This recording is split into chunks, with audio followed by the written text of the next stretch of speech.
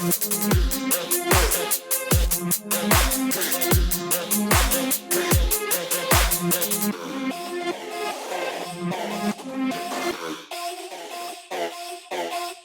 Dale Show. Hi, everybody. It's Dale Good again. afternoon. Jeff is joining me once again. I still haven't managed to ruin his career by talking about crazy conspiracies. It's coming. Do people you work with watch this? No. Okay. I don't. Do tell. Well, I don't know actually. I mean, Yeah. I don't know. Do you have all the data? Yeah, I don't know. It's funny because I want people that I work with to watch this, but I kind of don't. Because once in a while I'll call someone out at work because there's like a couple Sasquatch guys at work. Oh, nice. And we always have ridiculous Sasquatch conversations. And I feel like in episode 2 on Sasquatch, I might have insulted one or two of them. So I'm like, you're like, why don't you watch it? Wait, don't watch the Sasquatch one. yeah, I'm like, hey, you should watch this episode I did on Sasquatch. I'm like, no, wait actually, a second. don't. Yeah. The funny thing was the last conversation we had was he was telling me, he was like, do you know how many Sasquatches they found when Mount St. Helens erupted? And I was like, no, I don't. Please tell me. And I was like, well, where are they all? He's like, oh, the government has them.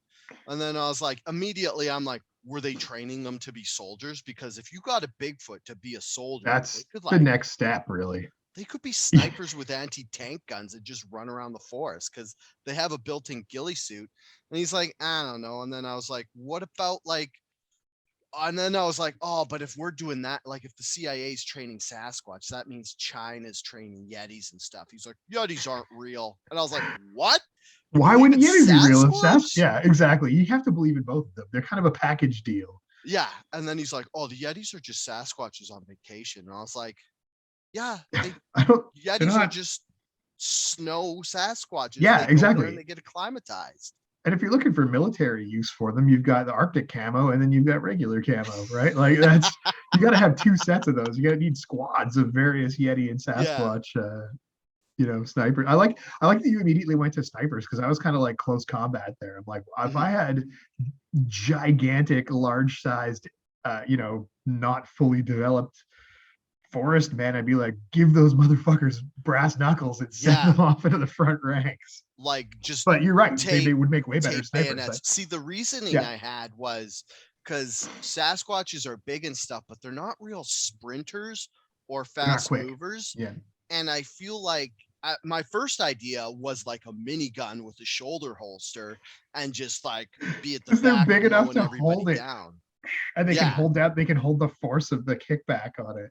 But then I was also thinking, but they have this almost supernatural ability to blend in with the forest. Like, you mean to not be seen at all? Yeah, exactly. Yeah. So like, so why not apparently use they that? could shift between dimensions so that if they actually let you see you, it's like a gift from them to you and stuff. So I was like, well, obviously they could just shift into the other dimension, pop back, and then shoot like the bad guys and stuff. That makes way more sense. That makes way more sense. I was like fully like using them as beastie ape type. And that was, my brain was not working on that one. I think you're right. Snipers, covert assassins. Yes. I mean, if you wanted to, you could have a unit of just Sasquatches and one or two of them would have the machine guns. One of them would be like close combat and one of them would be a sniper. So you'd have a perfectly rounded out group of 4. Nice. So if anybody wants to make that video game, I don't even want to be credited with the idea. I just want to play that as a video game. And Tom Clancy's Sasquatch 6. That's a perfect idea. That's beautiful. I mean, do you want to just scrap MKUltra and talk about Sasquatch? I can tell. I love Sasquatches. Yeah. Up to you, man. I'm down. No, let's talk about MKUltra. Okay, fine. I did a bunch of research. Actually, like I was telling Jeff last episode with the Project Paperclip, it was so big and encompassing. I kind of felt like I was like, did I research enough? But with MKUltra, it's just as big and it's all encompassing. But I feel like I figured it out because I started with a timeline. So we'll do like a little intro to what MKUltra is. Damn, you started with a timeline? You're gonna follow a timeline in chronological order? Yeah. Oh, so And I was proud of like, you so I right now. followed the timeline because like I felt with Project Paperclip, you kind of hop onto like one guy and then you go through his timeline, then you're hopping around. Yeah. So with this, I'm gonna try go year by year, and I'll talk about like Gottlieb and this Nice. Cameron guy and stuff, and they go through multiple years, but I'll kind of like, so instead of hopping from year to year or from timeline to timeline, I'll be hopping from guy to guy as I go through the timeline. As you go through the timeline. All right, cool. Well, everybody, welcome to the Dale Show. What episode are we on? Oh, I think this is 13. Episode 13. Oh my God. And today we're talking about MKULTRA. I was MKULTRA. going to check before I started. Nice. And then my computer was like, you're running out of memory. And I was like, if I fucking record an episode and lose it, I will go crazy. So I had to like erase some stuff, so I didn't have time to go check it. So since I have access to the files, nice. I'm just gonna go look at what episode this is. Yeah, it's 13. Beauty. What Lucky. more apt episode to do for 13 than MKULTRA? We've got our fizzy bubbly water, and we've got our headsets on, sparkling waters, and it's time to rumble through MKULTRA. This is fun. I'm excited for this one. Oh, actually, let's do my tabs. You want to do that? Let's do your tabs. How many tabs does Dale have open? I have 1, 2, 3, 4, 5, 6, 7, 8, 9, 10, 11, 12, 13, 14. 14 I got tabs. So many tabs that I started a separate browser window so that they wouldn't mix with all my other stuff. So first one today on how many tabs does Dale have open? Project MKULTRA is the first one. Then Sydney Gottlieb, Project Artichoke, Frank Olson, Operation Midnight Climax, which is a hilarious one. Hey. Lysergic acid dithylamide. That's just LSD. That's my favorite. Yeah, I was just looking up the years it was made and stuff. Office of Strategic Services. That's the OSS. That was the American intelligent, like international intelligence before CIA, because they had FBI. So the way it works is FBI is their home national intelligence. Then CIA is not supposed to work on home soil. Right. And then CIA, and then Ira Baldwin, Fort Detrick, Joseph Midzenti, Louis Jolyon West, who's known by Jolly West. Conspiracy. Hey, Dale pronounces foreign names. Yeah, that one's not even German. It's not even German today. Yeah. And then the Haight Ashbury Free Clinic. Haight Ashbury. That's in San Francisco. It's a very famous street. You should pronounce that one correctly. It's so famous. I should know it. Yeah, you should know it. That's In my defense, it's spelled Haight. So I was like, Haight. I was like, Haight Ashbury. But then I was like, Hyatt. I was like, Haight Ashbury. So it's pronounced like hate. And sometimes I want to overcorrect to be like Haight Ashbury. But yeah, you're right. I'm here for you, buddy. That's what I do. Okay. So awesome. My references for this episode are, so you can go look at these without have to listen to me if you want. Why would anyone want to do that? Yeah, actually, the references I have this week are ballin', because I found these old Fifth Estate episodes from like 1980, and they are awesome. I fell down a wormhole. I watched one, then the one that you sent me, and then I watched like 2 more Fifth Estate episodes with different people. And I was like, this is wonderful. Yeah. I remember watching the Fifth Estate when I was younger, and I don't remember the music being that dramatic. It's so dramatic. How fucking ballin' was that music? So good. The score. Intro. Yeah. Whoever did like the music, industrial techno. I was like, it was unreal. Whoever did that music for the CBC in the 1980s, give us a call, because it's rad. It's so kudos. If you make me a podcast theme, I will definitely put it on there. So good. And then I had last podcast on the left. They did a series on MKUltra. I didn't use them as much as I thought I would because they do a nice because they have 4 episodes, 2 hours each. So they do an 8-hour walkthrough. I actually ended up doing more on Project Paperclip because of them, because they started with Project Paperclip and kind of go through the history of it. Yeah. So I kind of just use them a little bit in this one. And then there's a Substack for Louis Sungit. It's called LouisSungit.substack. He just wrote an article on Jolly West and Jack Ruby that I just needed to quickly find some stuff. But so I haven't read much of his Substack, but it might be good. And did you read Chaos by Tom O'Neill? I'm like 3/4 of the way through it. But yes, that book, I know it's such a good book. It's such a good book. It does have MKUltra. I can't remember if it goes through the whole history of it. It doesn't go through the whole history. It talks mostly about Charles Manson and his sort of potential relationship to it. But yeah, it's really good. And he talks about Jolly West, who might have had. So that's the part that Chaos goes through, and everybody should read it. It should be required reading. It's I can see why it isn't, but I agree with you. It's so long. It's such a huge book. I had to listen to it. Full disclosure, I listened to it. Okay, yeah, I'm like actually reading the paper book. I can't read anymore. It's like you need glasses, Dale. I'm wearing contacts, Jeff.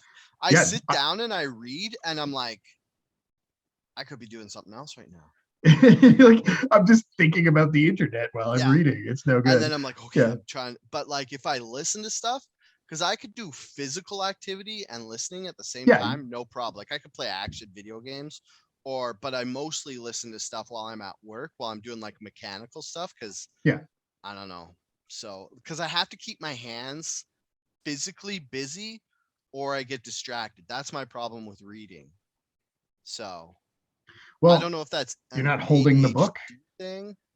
Well, yeah, I don't know, holding man. The book. So have you ever had any head injuries? Have you ever experimented with LSD? I never experimented with LSD. I wanted to, but then that Degrassi Junior High episode happened where that guy got high on acid and jumped off the bridge, and it convinced me not to. Oh, yeah, Degrassi Junior High. I was like, I want to try acid. I'm kind of glad I didn't. I did one time in grade 11. It was grade 11. It was pretty late in my career. I don't normally talk about that kind of stuff, but I did try it one time. And that reminds me actually, because in that Fifth Estate documentary about the Canadian connection to MKUltra, they had this one clip. There's so much I want to talk about that piece, but we get to it later. They had this one clip of like, this is what experts say would look like an LSD trip, and it's like got this guy dancing in the background, and he's purple and on a black background. And I'm like, that's not right. That's it. I mean, I guess it depends. It's an individual thing depending on your brain chemistry and how you're made up. I'm not going to ever propose to be an expert at LSD, but like most of my trip was spent like with shit bending. So like I remember trying to walk to the store because I was hungry, but I couldn't really walk that well, and because everything kept turning into a tunnel. But then other than that, I have like almost no recollection of it, but I can tell you I saw colors. I saw things moving around, but I didn't see like weird epic dance techno video. It was, I don't know. That video, I was like, where's the 1 hour music video version of this? Because it had more of that sweet techno industrial music. It did. And then like Jeff, like rudimentary, like silhouettes of people dancing, and then like 1980s like cut out like graphic effects and stuff. And I was like, this would be great for like background. It would be, and it would be like, it's one of those things when they showed it, it reminded me of like Much Music Video dance parties in the 90s. It's like they took that video and they learned how to manipulate video cameras to have like weird signals coming into them. And that's what they're like, this is what it might look like. And they're like, yeah, that's not really it, I guess. It depends. I don't know. Somebody else who's more of an LSD expert should come on the show and talk to us about their trips and tell us how they're like, this is what the cramp who's never touched drugs thinks acid would look like. Totally. And he's just like turning and touching knobs on his camera. He's like, I'm on LSD. And then like the one cool person in the shop is like, yeah, sure, he doesn't want anybody to. He doesn't want anybody to know what it's like. Yeah, that's totally. That's exactly what it looks like. Totally. Yeah. This is 100% what it is. So we'll start with kind of a background of it. Okay. I thought I was gonna do an episode of not Dale reads Reddit, but I just want to read Reddit because it has a good thing for the intro. And Today, then we'll Dale reads Reddit. And we only have Jeff because he's such a VIP. We only have him for an hour. So if we run out of time, which how long we talked about that fucking sweet video, we probably will. So we'll probably end up cutting this into two pieces. that whole digression about Sasquatch is definitely staying in. So yeah, totally. But, I mean, yeah, you gotta have Sasquatch. So what we'll do is we'll do the intro, and then we'll go through the timeline, see how far we get, and we might have to save some of the good Jolly West stuff for next episode. Yeah, even though I brought it up already because it's one of the best ones. Okay. Okay. I'm just ruining Dale's day by talking about drugs too much. So here's my Xbox just turned on. Creepy. Haunted Xbox. So here we go. Project MKUltra, or MKUltra, was a code name for an illegal human experimentation program designed and undertaken by the U.S. Central Intelligence Agency, or CIA. The experiments were intended to develop procedures and identify drugs such as LSD that could be used in interrogations to weaken individuals and force confessions through brainwashing and psychological torture. MKUltra used numerous methods to manipulate its subjects' mental states and brain functions, such as the covert administration of high doses of psychoactive drugs, especially LSD.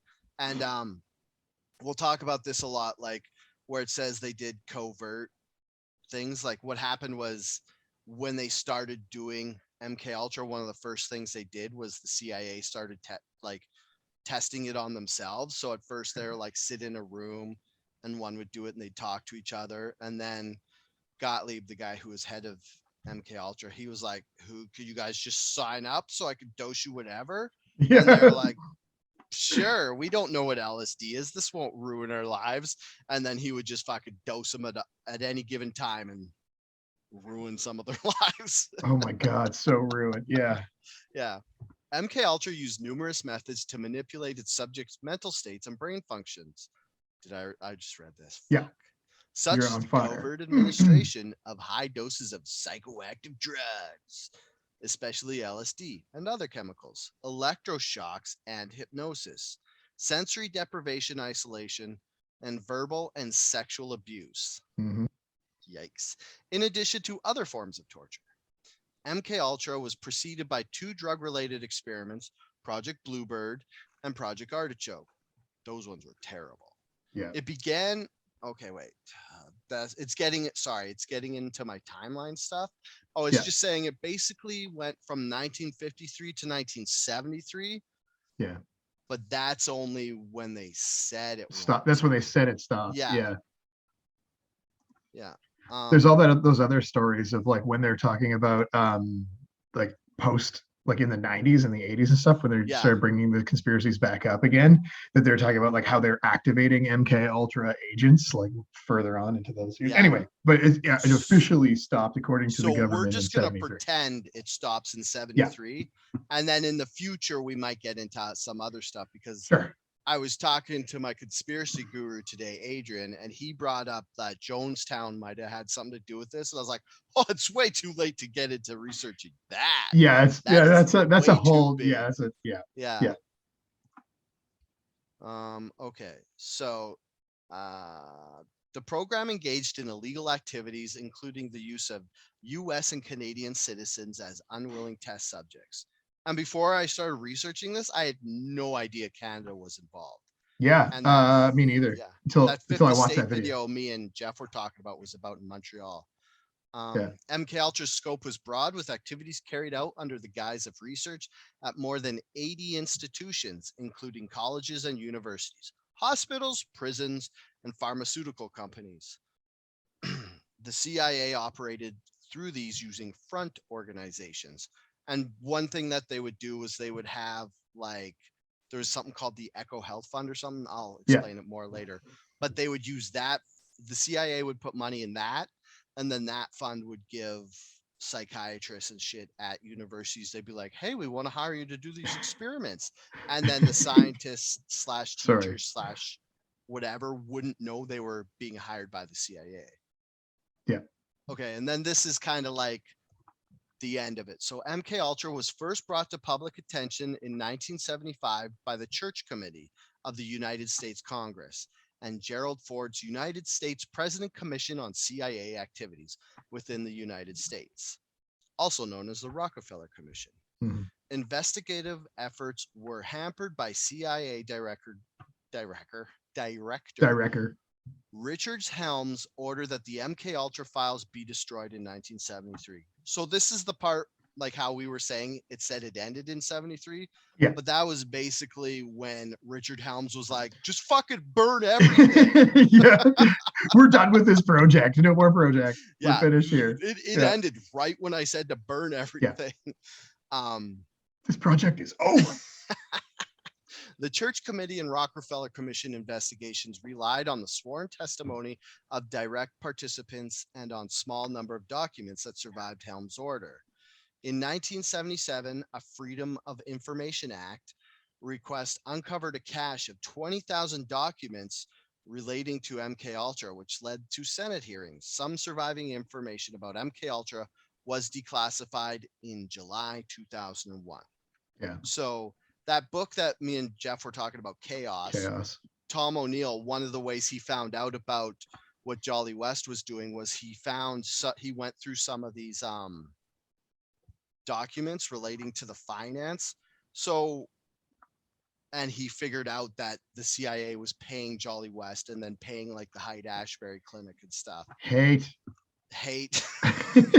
After you told me how to pronounce it properly. I did. It's okay. So, you got it stuck in your head and you're going with it. I get it. What is it? Hate? Hate. Okay. Hate. I mean, it should be easy to remember. Yeah, that's okay. So the weird part about all of MKUltra is the only records they have are the financial records. So it's like they know. On the other hand, it's really nice because they literally have the receipts. Yeah. And that's why I wanted to say this before, but I forgot to say it. But one of my favorite things about MKUltra is it's good steak and potatoes conspiracy theory because there's proof that they did all this because they followed the money. Like Deep Throat says in the Watergate scandal, follow the money, which is funny because the reason that MKUltra in 1973 got burned and they burned all the documents was because of Watergate, because through the whole government offices there was this like Watergate panic where they figured out Watergate, so they were scared they were going to figure out everything else. So there's this mass like dump of all the files, and that's probably why they missed this 20,000, because they were just in such a panic and every sector of the government was just burning and shredding shit that they kind of forgot they had financial records as well. Such an awesome image, thinking about like the government just burning and trashing entire departments and like pulling those old gray filing cabinets over and just lighting them up, like getting out the Zippo fluid and just putting it in. And then you have the guy with like lipstick on his face and this tie tied around his head. So it's like Lord of the Flies, but like in an office, full of paperwork that needs to be shredded. Like that scene in The Devil's Advocate where he walks in a room and they're just shredding everything and he's like, what? Yeah, wasn't it like a scene like that in the Pelican Brief too? I don't know, there's so many scenes of movies I remember where they're just like shred all the evidence. I never saw Pelican Brief because those law thrillers look like homework. Are those Michael Crichton? There was like Michael Crichton movies, the totally. Rainmaker, they're all of those ones, the Tom entertaining. Cruise one. All right, fine. They're too brainy for you, Dale? Yeah, they're too smart. I have no problem. Like, it's funny because people be like, what is that, too smart for you? I'm like, yeah, it is. It sounds boring. I want to see not things even blow up. Yeah, totally. I want to see boobies and fire. Yeah, but the weird thing is, if you tell me of a TV series where it's like super brainy and long explanations of stuff, I'm like, yeah, okay, I'm fine. But movies, I need them tight, and I need like a simplified story and lots of action. But easy to follow. As So it's I weird. love Like I had that historical like stuff. mental click thing. I like fake historical things on for movies and TV and stuff. Like not like uh Lord of the Rings, but like I like Lord of the Rings too, but I like these like sort of they follow historical timelines, but also they're complete bullshit and entertaining. I like that. That's my Oh, favorite movie genre like or TV what's that genre. called? There's a term for that, like parallel history, but Yeah, parallel history, something like that. I don't know. I love those. They're like have you seen the new Kingsman movie, The Kingsman? I haven't. No, I haven't seen that one yet. You will love it because it kind of Cool. goes through. It's set in World War One, and it's kind of actually historically accurate. Like it talks about the assassination of Franz Ferdinand, and Yeah. it talks about Rasputin. Rasputin. I Yeah. almost said Rasputin. Yeah. Yeah, and it actually goes through like what actually happened during the war. Yeah. And Love it's that like stuff. it's But I also a need it to be little foggy bullshit and stuff, actiony. Yeah, totally. And I need it but to it be is like so that. actiony. Cool. Yeah. See, that's where I love that. That sounds fantastic. I've seen one of the Kingsman movies for sure. Yeah. So are there 3 now? This is the 3rd one, and it's a Okay, prequel yeah. to the first 2. Gotcha. Right. Okay. Okay, I'm on it. Okay, Sorry. so no, that's fine. That was the intro. Yeah. Is there anything left to be desired of that intro before we move on to the timeline, sir? No, I think you got everything covered. I'm just excited to get into this because this is one of my and again, one of my I think you've got everything in. It's Okay. Go. So we're make it happen. Actually, now that we're into the timeline, we're gonna start before even the CIA existed. Right. Because OSS, we're gonna start baby. with the Office of Strategic Services, or the OSS. And this was so I say so basically so much that I catch myself halfway and I'm like, I can't say that. I think we talked about this one time. You got to stop saying basically and say, instead of saying basically, what was the word I used? I can't remember now. That's going to try. Oh yeah, you had a smart guy word. I just essentially you change. Yeah, you switch out basically for essentially, and you sound smarter. And it's almost like the same. It's almost the same syllables. thing. Yeah. So essentially, there you go. So much smarter right off the hop. I think what I got to do is stop saying the "so" on the front, because that's there the you go. girl part. That's the Because I could say basically and essentially, but as soon as basically, essentially, during World War II, America was finding that their intelligence wasn't for lack of a better term, it wasn't centralized enough. Like they didn't know what one hand of the government was doing. Like the Army and Navy both had code breakers going at the same time, and it was very inefficient. So President Roosevelt, through a presidential order, started the Office of Strategic Services in order to kind of get everything on the same page and get it more efficient, so everybody could know what they're doing, so they didn't have multiple parties working on the same thing. And that was in 1942. And then in 1943, this isn't the invention of lysergic acid, but this is when Albert Hofmann first ingested it and then realized what it was. So lysergic acid dithylamide, LSD, is ingested by Albert Hofmann at the Sandoz laboratory in Switzerland by accident when he had been handling the drug. So he got it on his fingers and they got a bunch in him. And he was he was like, stuff's bending. Stuff's bending now. What's happening to me? And then 3 days later, he's like, you know that thing that fucked me up because it was on my fingers? I think I'm going to go take a whole fucking bunch of it. What if I made more? What if I made it into a beverage? LSD doses now, they figured it out. It's 40 micrograms up to 500. And 500 is like, see you later, alligator. Dose. Yeah. You're going to see those fucking. You're going to see that video. Yeah. Little gnomes Joe Rogan talks about. Yeah. Yeah. So he decides he's going to take 250 micrograms and then go for a bike ride. Well, because he took it and he's like, I don't feel fucking anything. Like famous last words for anyone who's ever said drugs. That's the first rule. That's like the first rule of edibles. As soon as you say, nothing happened, wait another few minutes. You're going to be fine. And actually, I better take more. In some people celebrate this day, call it Bike Day, because it was the first big acid test. So people who Oh, are wow. into acid and drugs, they celebrate bike day by doing acid and going and ride a bike, which, I mean, that to me sounds like a nightmare, but if you want to it's do not. that, go right ahead. I guess if you're experienced with it and you have like, yeah, like I like riding bikes. Mm-hmm. I don't know about that though. I don't know about that. That'd be hard to focus on like ride, but maybe that's part of the challenge. I don't know. I mean, maybe if there's a demon chasing you, then it would get yeah, you that's a little better. to make you faster for sure. Yeah. So like I said, LSD was actually invented in 1938, and it was through the experimentation with the ergot enzyme, a hallucinogenic fungus which is said to have occurred on damp wheat that some had blamed for the Salem witch trials. Yes, Salem witch trials. Are I've you heard that familiar with before that too. story? Yes, I am. Yeah, that one I knew about, and that's there. I can't remember. Oh man, I don't know enough about it to talk about it, but I do remember hearing that story like a long time ago about that. Like not necessarily the Salem witch trials thing, but definitely the wheat, the weird fermentation of the wheat that makes it.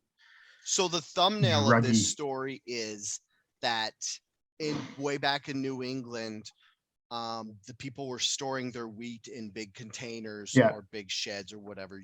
I don't know, silos. That's the word I'm trying to Big grain think of. silos. Well, they weren't storing it in there. They used to store it in like sheds, basically. And they got damp because they didn't know you had to keep it airtight. So fungus started growing on the wheat, which was ergot, and then they would still eat the wheat because you're not going to starve to death during winter for a little bit of mold. So they just they do the Bachelor thing where you brush off the mold and then make it anyway. What do you mean? Bachelor, the Bachelor thing.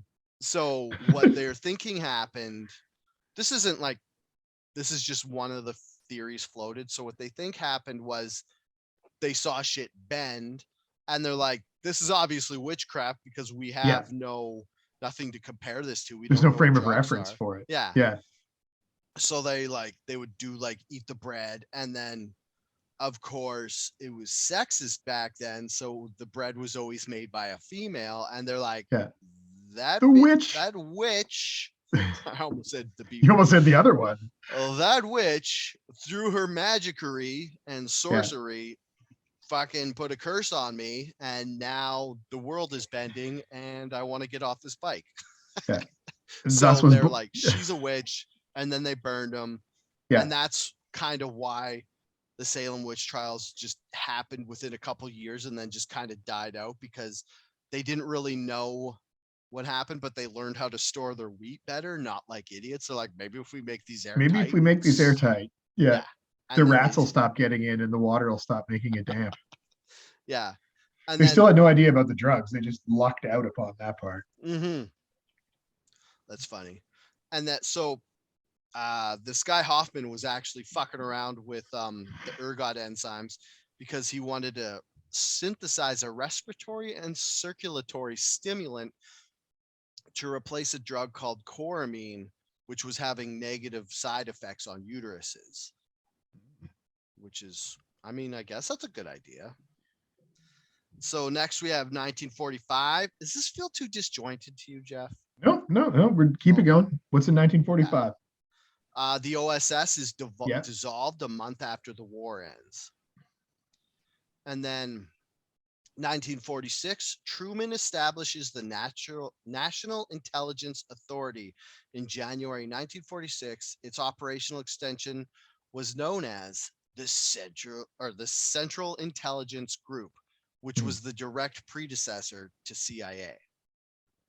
And then in 1947 was the National Security Act, which dissolved the NIA and the CIG and established both the National Security Council and the Central Intelligence Agency. So 1946, they make this thing. 1947, they're like, fuck it, whatever. We'll dissolve those and rename them this. And then, okay. So, and then in 1948, we hop on board with Cindy Gottlieb. He's not part of CIA or MKUltra yet. This is just we're just coming over the hill. And this would be the part of the movie where they introduce pre-MKUltra Sidney Gottlieb to you. And just be like, this is who he is. This is his background information. So he gives you gets subtle tips. Yeah. He gets his first government position with the Department of Agriculture, where he researched the chemical structure of organic soils. He later transferred to the Food and Drug Administration, where he developed tests to measure the presences of drugs in the human body. And so this is kind of where you see like the stuff happening. So I guess he was like testing soils, being like, oh, there's all these chemicals in here. And then they test human bodies and be like, oh, these chemicals are transferring. Yeah, they're the same chemicals. Yeah. And then Gottlieb grew bored of his work and sought a more challenging position. He found a job at the National Research Council, where he described being exposed to some interesting work concerning ergot alkaloids as vasoconstrictors and hallucinogens. He soon relocated to the University of Maryland as a research associate dedicated to studying metabolisms of fungi. And Maryland, the University of Maryland, this is where he kind of gets in touch with the Ira Baldwin or whatever his name is, who was working at Camp Dietrich. Yeah. Because they're both in Maryland. Now, Gottlieb never worked at Dietrich, which was a place that Project Paperclip scientists would go work. I mentioned it kind of in the Project Paperclip episode, and I was like, we'll go more to this next, but I kind of don't want to get into it because it's a side quest that we don't really need to do. But that's just kind of how he knows the Baldwin guy, because he worked at the university where Dietrich was established. Right. Okay. So 1949, the Central Intelligence Agency Act authorized the agency to use confidential fiscal and administrative procedures and exempted it from most limitations on the use of federal funds. This is very important because this is basically when the CIA turned into the clandestine operation that the CIA is today. Because they were like, how about we pass this act where they don't have to tell us what they're spending the money on, and they can do whatever they want? I don't see how this would ever be what could possibly happen. What could possibly happen?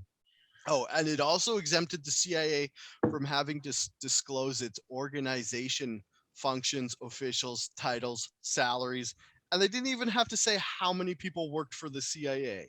No, that's a bit weird. It also created the program called PL-110 to handle directors and other essential aliens who fell outside normal immigration procedures. So this means that, because Operation Paperclip was only 2 years, like 45 to 47. So this gave the CIA the ability to do Operation Paperclip, like grab a scientist from some third world country or some war-torn country, bring them to the US and make them US citizens. Yeah. Just so they could like get science from them. That's sounds vaguely familiar. Something else important happened in 1949. This is kind of not directly related. It's kind of something that happened in was it Hungary or Bulgaria? Yeah, Hungary. So Cardinal Joseph Mindszenty was a leader of the Catholic Church for all of Hungary. He was put on a show trial because he was tortured and forced to confess stuff. And what he had admitted to was orchestrating the theft of the crown of Saint Stephen for the sole purpose of crowning crown prince. I should probably work on saying words before I just read stuff. Crown Prince Otto von Habsburg as King of Hungary, scheming to overthrow the party and reestablish capitalism, planning a third world war, and once it had been won by Americans, plotting to assume supreme political power for himself. Like the whole world saw this and they're like, what the fuck? What the fuck? Yeah, that's a wonderful what the fuck moment. There's no way the Cardinal We're gonna start World War III, and the Americans are gonna win, and I'm gonna secure power. And I love how this is like basically all like Russian bullshit. So the reason this is important was this was happening on like television, and everybody else was watching it, and they're like, this is fucking crazy. Obviously, it's not true. But the CIA was like, oh fuck, Russia knows how to like brainwash people and get them to say shit. They Yeah. didn't realize that they basically just beat this guy with rubber mallets until Yeah, he said totally. this shit. Yeah. Like they did the whole, we'll make the torture stop if you admit to this. It was never Oh like my God. broke his brain or whatever. Yeah. So this is just one of those things that the CIA was like, well, maybe we should start doing our own experiment. Yeah, getting some countermeasures to whatever Yeah. they gave this Cardinal guy. Man, that's like a running theme with all of these conspiracies. With all, 'cause I know that these are all connected, and that was part of the whole thing of the meat and potatoes part, was to kind of connect all the dots and put it all together. But like, do you see these patterns of like one country who is not our ally did some shit? We gotta do the shit to match the shit. We don't really know what they did, but we kind of know what they did. So let's do what they do, but do it better. But that's the 2-sentence explanation of the whole Cold War. Yeah, it's so weird, man. And it's like it's just one of those weird things where it's like we don't have the information, but we're gonna do it. And then you have that American mentality overlaid on it, and we're gonna do it better. Yeah. We're gonna take it one step further so that we can beat them at what we don't know that they're doing. Right? Yeah. It's such a cocky mentality. Like, I don't get it. Yeah. Anyway, carry on. Okay. So, and then we go back to America, because after the war ended, Camp Dietrich was kind of like, because what happened was Camp Dietrich was the bioweapons arm of the military, where they're trying to develop bioweapons and stuff. But then, because they didn't know what was going on with Project Manhattan, or the Manhattan Project. The Manhattan Project, yeah. Where they're developing the atomic bomb, because I guess the US was trying to hedge their bets and be like, okay, we're going to try make an atomic bomb over here, but over here we're going to try make bioweapons to like Jeff was explaining, how when one country has something, you want to be able to do the same thing. And like I said in the last episode, Hitler was actually thinking about making these giant bioweapons to just fucking bioweapon version nuke Europe. So they were building this, but then the war ended and they had the atomic bomb, and Camp Dietrich was like, well, we don't need bioweapons anymore, because we kind of just said they were inhumane and we're not going to use them anymore. Yes. Point of order. Yes. You keep saying Camp Dietrich, but I think you're talking about Fort Dietrich. Actually. Okay. Hook it up, because I can't find anything about it. Because it started as Field Dietrich. Right. And then during the war, it turned into Camp Dietrich. And right. then now it's Fort Dietrich. Yeah, a couple years after this, it turned into Fort Dietrich. So if you want to do your research and follow along at home, there we go. Look up Fort Dietrich, D-E-T. It's Dietrich, yeah, Dietrich, so, but yeah, D-E-T. Yeah, sorry, I saw that too, but I didn't want to. I see what you're saying there. Yeah, 1931 to 43 is Field, 43 to 56 is Camp, and then 43 to 45. Something weird happens, and then post war it becomes Fort. So 40 or post war is like 46 to 55. They changed the name. Okay, I got it. 56. Another way present. to think about this is each version of Dietrich is a different size. So Field Dietrich was small. I got you. Camp Dietrich had they bought 150 acres or something. And then when it became, Camp Dietrich was like 150 acres. Yes, it was small. And then when it became Fort Dietrich, they bought 500 acres of the whole area around it. Yeah. Okay. And I wanted to be pedantic and say Camp Dietrich. Yeah. In case you're researching something else and they refer to Camp Dietrich at the time. Gotcha. Okay, cool. That's a very good question to bring up, because I wouldn't have even thought of it. I'm a big fan of point of clarity. Glossed right over. Yeah, so so Camp Dietrich, since they didn't need biological weapons, they kind of shifted gears and started chemical weapons, which is different, I guess, because I guess the way you could think of it was when they're thinking of biological weapons, they're thinking of using biological agents to gas people, like mustard gas and stuff. And then when they switched to chemical research, they're trying to figure out how to drug people with LSD, and they were using mescaline and all these other drugs. So Fort Detrick turns into this Camp Detrick turns into this thing where they focus on what drugs do to other people. Yeah. And then at the same time that happens, the CIA starts Project Bluebird, which is when in the last episode we were talking about Vila Schuster and Camp King and stuff. So Project Bluebird is when the CIA starts black sites in other countries where they are torturing people, and they start to use these drugs they're developing in Fort Detrick on them to try to get them to admit stuff. And then, so they're experimenting with special interrogation techniques. And that's all in... Sounds dicey. Yeah, 49. So 49 was a big year. Big year. Yeah, that's huge. Oh, and another thing about Project Bluebird to remember is because Project Bluebird actually turns into Artichoke, but while it was Project Bluebird, it was just kind of like CIA agents being like, let's see if this works. And then they like beat them and stuff, and they'd be like, let's give them these drugs. They're like, all right. And then they're like, let's play fucking loud music, whatever. They didn't have heavy metal back then, but what would they have played? Like really loud Buddy music. Holly. Buddy Holly. Or what was that?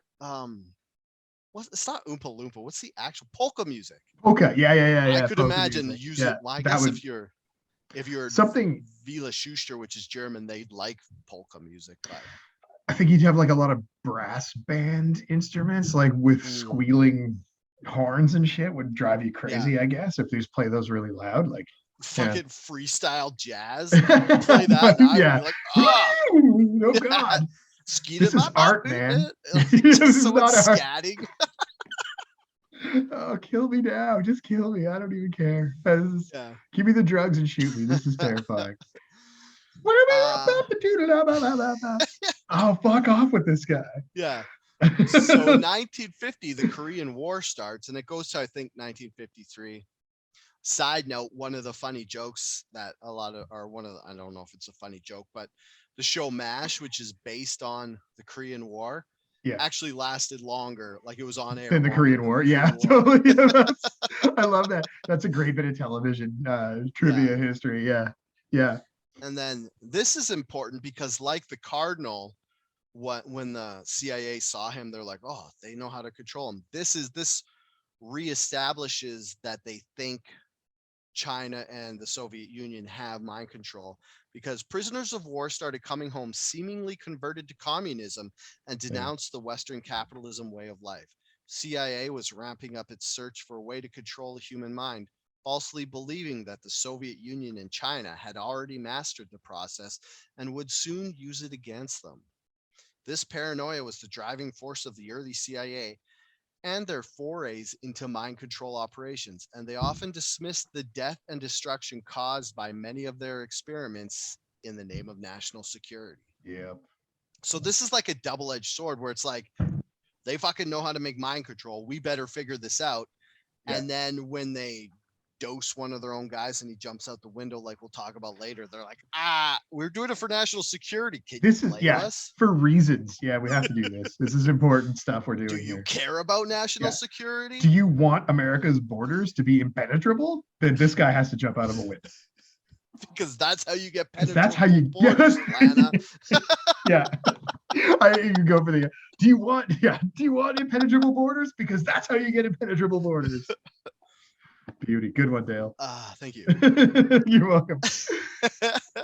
And then on 1951,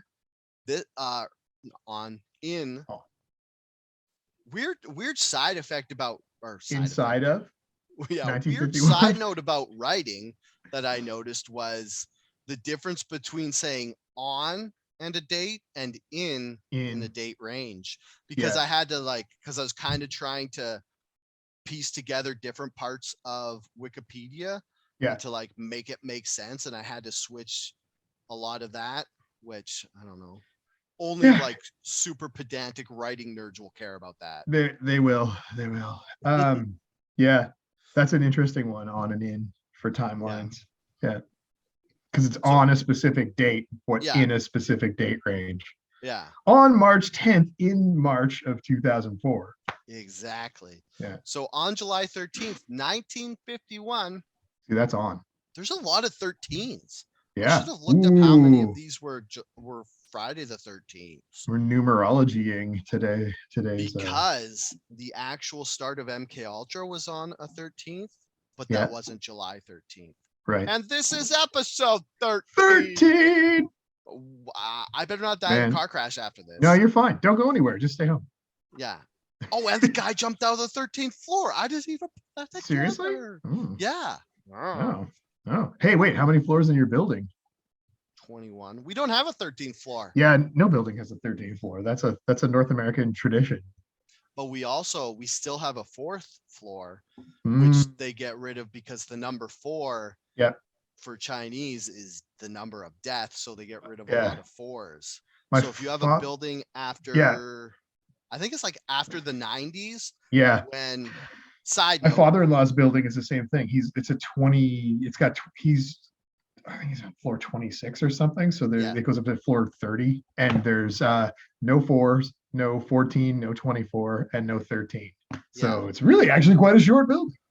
And the reason that a lot of buildings, like you're saying to yourself, why would you cater to Chinese buyers that much? Well, one of the reasons is because in Expo 1986, one of the underlying reasons that we held it in Vancouver was we were trying to get the Chinese to come and buy land and fund BC because it was going through a economy slowdown and stuff. So we started doing stuff like that so that they would actually buy apartments and stuff in the building, because it would go from like they're superstitious, so that it wouldn't even be that they wouldn't buy a apartment on the 4th floor. They wouldn't buy apartments in buildings that had a 4th floor. 4th floor. Yeah, totally. Yeah. Because they didn't want the elevator to go past it or whatever. That's right. Yep. So that's another little side tidbit. Also, all the buildings, and I know this from the previous townhouse that we lived in, any building where a door opens into a stairwell, that's also a no-go. Oh, really? There's like a superstition. No. Like if your front door opens and up to a staircase, that's also a no-go for Chinese buyers. How many that's like one of the it's American that's a North American feature. It opens up to a staircase. Totally. So you see a lot of the more modern houses, you open up the door and the staircase is around. It's never a straight staircase. It's always up and it curves, and it's off to the side away from the door. So it's still in a grand entrance, but the stairway curves up and away from the door. So like in our townhouse, there was in our last townhouse set, there was almost no Chinese descent people there because all the doors opened right up to the stairwell that goes upstairs. So there were very, very few Chinese people that lived there. Do you think it's because of the monsters? The front door of the monsters open to that great the giant mouth, and then honestly, man, I don't know. Monster that lived under the stairs. I honestly don't know what it is, but somebody told me about that one time, and it's been kind of stuck with me ever since. So even in this place, our new place, which was built in 2007, the door opens, but the staircase does go up, but it's not directly in front of the door. There's a down staircase and an up staircase, and the door's in between the two, and that's okay. Okay. I bet it splits the difference. It must do. Yeah, that's the only thing I could think of that it is, right? I guess it opens up and the spirits come out or in. One way or the other. Yeah. So. And then another thing too was you ought to sleep with your head pointing a certain way. I didn't know that. Telling me the rudimentary fundamentals of feng shui is your house is broken down into a cube with 9 pieces, and each square of the 9 not cube, like a square. Yeah. Each cube. Each section of those 9s represents something. So you're supposed to one is health, one is salary and job and stuff, so you're supposed to position we're out of our depth on this. It's two white guys talking about feng shui.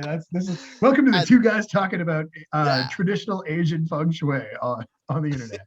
And then to enhance one of these different sections, you put a different element like wood or gold. Okay, I've heard that. Crystals and stuff. Totally. Yeah. And that's the extent of my knowledge. I don't know which is which. Even though Andrea's told me multiple times, because I'm like, I want to put this here in the room. She's like, well, actually, that'll blah blah blah with the blah blah blah, and I'm like, but where can I put it? Yeah, I got this cool owl sculpture. Get it out of the house. That's an animal. Totally. Like my giant horse head. Yeah, I have this horse head that's like this big. Sweet. And it's like, see, that's rad. You can come live with me. It's fun. There's lots of space. We'll have a dude rad stuff pad. Sweet. I mean, if we could afford that, we wouldn't be living in Vancouver. Yeah, totally. Yeah. I have a pair of wooden shoes down here in the basement that was a gift from a friend of mine from the Netherlands. I think about you every time I see them. Nice. I used to have a pair. At one point, my grandparents bought me a pair of wooden shoes, and they're like, "These are decorative," and I'm like, "Yeah, decorative." And then I found out they fit. And my favorite thing to do was I'd run around the yard and slide down hills in them. Yeah, totally. And then you know what happens to wood and sliding through wet grass? They just fucking disintegrate. Yeah, they become nothing. I was so sad. Yeah. And then I wanted to go like buy a pair now. They're like $90. And I was man, they're super expensive. Yeah. That's too much for a joke. It is too much. It is too much for a joke. Well, if you have a size 11 foot, you can come wear mine if you like. Nice. Size 11, I do. Oh yeah, sweet. Nice. Cool. For 44 I think we just euro. Bonded even more. Sweet. They're very nice. I'd go get them, but I'm running low on time. So okay. Yeah, you want to quit at 5:30, right? Yeah, pretty close to now. So is this a good natural break point? This is actually a natural break because we just did 50 with the Korean War. And 51 is when Gottlieb starts to work at the CIA. Awesome. Like when he transfers from one section of the government to the other. So it looks like we're doing episode 2. You're welcome for all the Bigfoot talk at the beginning. That really, totally. I'm just going to make a break in my notes. Perfect. So that we know to start. So get your tabs and put them aside. Minimize your whole tab cluster, and then you can open up your next tabs for your other podcasts and stuff. Actually, I might not even have my tabs next time because I was so pumped about this. Yeah. Because I was like ready to go that I don't think I'll do more research, but I do feel like there might be a third episode because before this I was talking to my conspiracy guru, Adrian.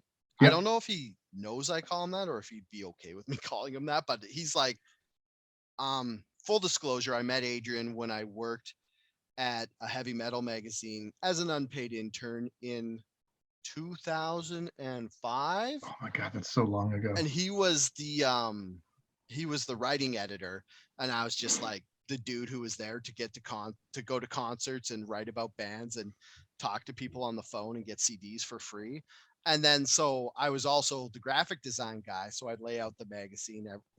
It came out once a month. So we'd be there late at night, laying out the magazine. And then one day I found out he was into conspiracies. And this was like fresh Nubdale who didn't know much about conspiracies. So I just started asking him conspiracy questions and stuff. And he would he's such a nice guy. He's so rad. He's such a cool guy. Yeah. Yeah. So that's how he became my guru. And, the reason I brought it up was because I basically had this all planned out. And then I talked to him because I was like, do you have any input or anything? Because I wanted to see if Lee Harvey Oswald was an MKUltra Manchurian candidate. Oh, yeah, right. I remember. Yeah. Spoiler alert, he isn't. He's just a patsy or whatever. Bummer. But he was telling me about Sirhan.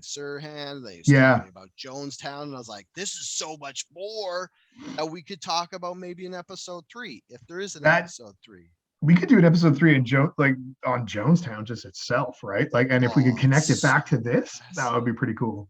Yeah, that would be cool. Yeah. So yeah. Any questions on what's going on so far? We made it to 1950. No, I think this is great. Yeah. Want to get to the good stuff next. Mind control, baby. Oh, yeah. Are you liking the timeline thing? Yeah, it's cool. It's working so far. I've only asked you like 5 times if this is okay. Dude, settle down. It's fine. Okay? Yeah, totally. No, you're great. Yeah. You're doing great. You're doing wonderful, Dale. Because one of the things about this podcast is I'm like teaching myself how to be a better podcaster. So if you're at home and you're listening to this and you're not going to hurt my feelings too badly, give me some constructive criticism on how I could improve. Yeah, I'm good because I just show up being the patsy. I'm just here for comic relief and to talk about illicit drug use in my teens. No, you do. You do. You are good because you bring up stuff that I would just like. Because when I Gloss was doing this over. by myself, I would just be like, Dale reads Reddit, and I would just So like skim through and miss stuff. I don't know if you remember when we first met in like the late 90s, early 2000s, when we were working together as writers. I was your editor, right? So like Mhm. that's almost like I'm repurposing my job here as your It's editor for true. during the show. It's Because yeah, great. you would have these. We would I'm the have these details weekly guy. meetings Yeah. for the editor, and you would be. Sorry, my light just shat Oh, it's itself. okay. But you would be like, "Let's have story suggestions," Mhm. and I'd be like, "Can I do this?" And you're like, "Well, what's the narrative point of this?" Where's the Or I'd angle, be like, Dale? "Can I write? Can I draw comics and stuff?" And you'd be like, "Only if they're good."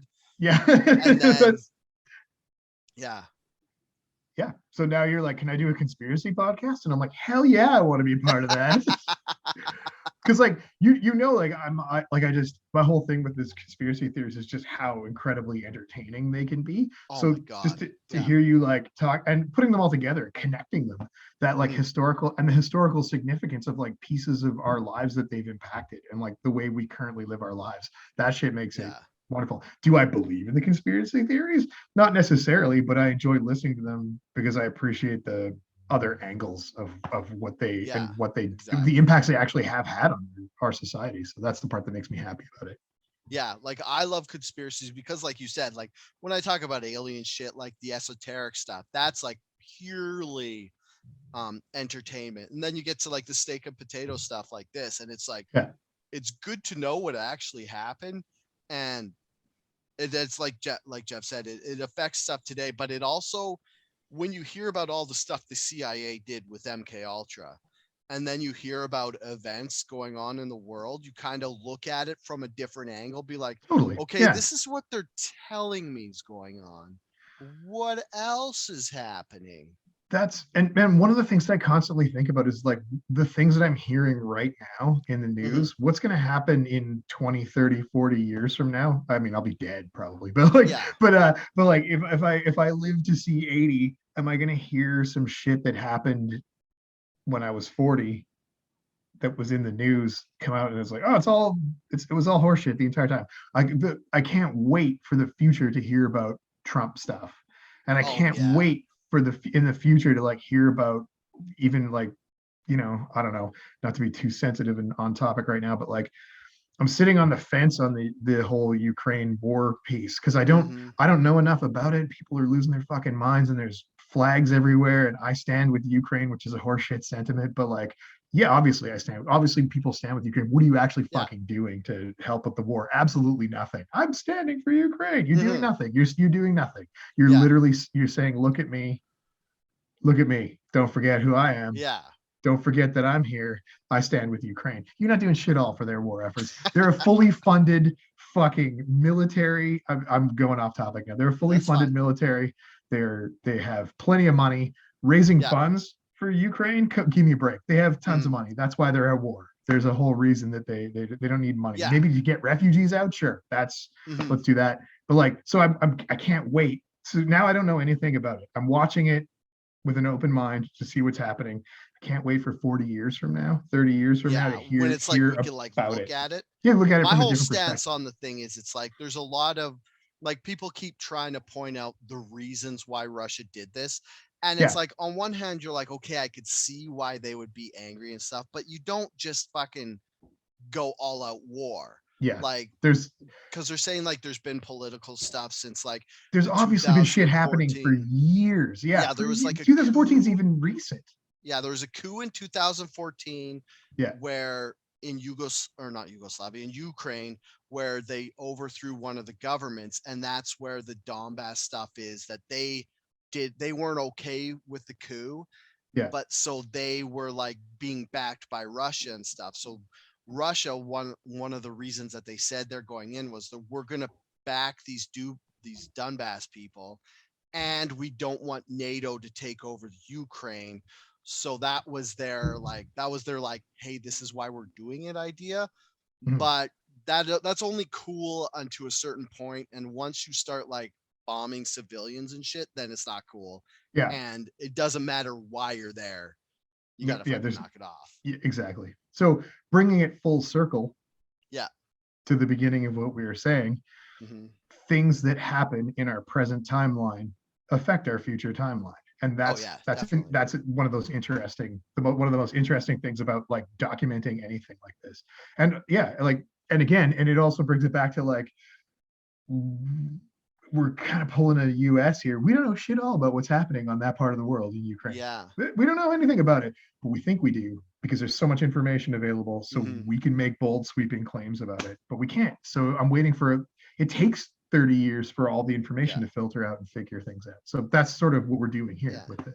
And the wildest thing is it's 70 years later and we're still like, Russia's doing this, so we got to do this. Yeah, totally. Like, exactly. Russia right? has this thing, so we got to do this. We better do this. Yeah, exactly. So nothing's really changed, right? Like, exactly. Yeah.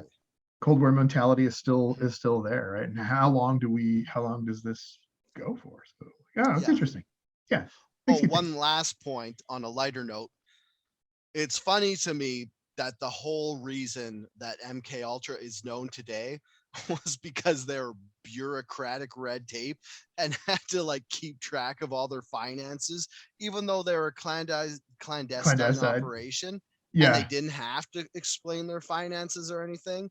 They kept track of where they gave money so they could call in favors or whatever later. Totally. And it's just funny that was ultimately what got MKUltra out in the open, was them just being like nerdy accountants. Once again, math saves the day. They're like, we're going to overthrow these countries in different parts of the world, but we're also going to keep track of what Johnny spent fucking $10 on. Have you seen the general ledger? What is this line item? $5,000 for LSD. I'm in. I need to know what this is. Let's dig into it. Where's the invoices? It's also awesome because for us, like me, when I'm doing my research, it says how much money each thing did. Like it's like it says how much people were given to do these funds and stuff. And then they're like, and then the CIA bought the world supply of LSD for $250,000. And you're like, right. That is awesome. It's just fun. That's a great deal. Nuggets to know. Yeah, totally. Yeah. Okay, so that's about it. Anything else you want to say? That's nothing relevant. I can't wait to do the part. I can't wait to do the part 2 of it. This will be fun. Yeah. So let's schedule a time to get that done too. That'd be cool. I don't want to leave this too long. I'm pumped that we totally accidentally found like the perfect spot to stop between 1 and 2. Like we just did the history lead up to CIA or to MKUltra, and next one's gonna be like when it official. Well, actually, 1951 wasn't when MKUltra started. It was when the predecessor, Project Artichoke origin story. Yeah, Artichoke. That's when Artichoke starts. Gottlieb's first job with the CIA was Artichoke. Yeah. So we're gonna start back with Gottlieb being Gottlieb. There you go. Okay. All right. Goodbye, everybody. Right on, man. Bye. Bye.